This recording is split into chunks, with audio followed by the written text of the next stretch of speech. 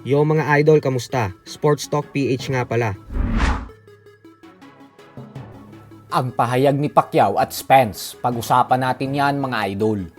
Ngunit bago ang lahat ay huwag kakalimutang mag-subscribe at i-click ang notification bell button for more sports talk.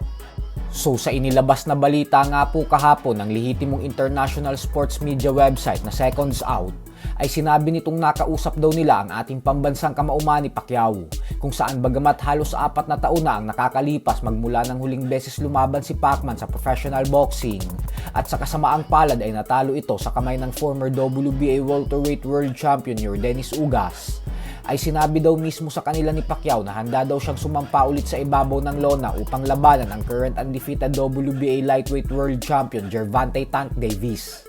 Dagdag pa ng Seconds Out na tinanong pa daw nila si Pacman kung seryoso daw ba talaga ito na gusto niyang labanan si Davis, dahil may edad na itong 46 years old, habang si Davis naman ay 30 anyos pa lamang. At sumagot daw ang ating pambansang kamao na wala daw siyang kinakatakutan.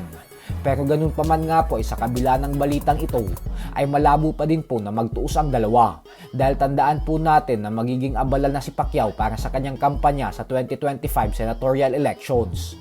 Bukod dyan ay nakatakda na ding pumasok si Pacman sa batch 2025 International Boxing Hall of Fame sa buwan ng Hunyo, habang si Tank Davis naman ay kasalukuyang puspusan ang paghahanda para sa kanyang nalalapit na laban kontra sa current WBA Super Featherweight World Champion Lamont Roach Jr. na nakatakda namang ganapin sa March 1. Kung atin pong matatandaan na kahit pumayag na ang WBC President Mauricio Sulaiman na ibigay ang world title fight kay Pacquiao laban sa current WBC welterweight world champion Mario Barrios, ay hindi pa din po ito natuloy. Kaya naman kung ang laban kay Barrios ay hindi nangyari, ay panigurado po na mas malabong maganap ang Pacquiao versus Tank Davis.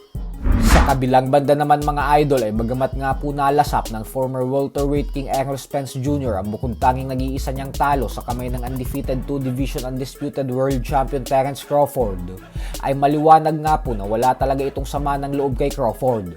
Ito po ay matapos sabihin ni Spence na kay Crawford daw ang buong suporta niya kontra kay Canelo Alvarez. Paliwanag ni Spence na malaki daw ang paniniwala niya na kaya talagang talunin ni Crawford si Canelo.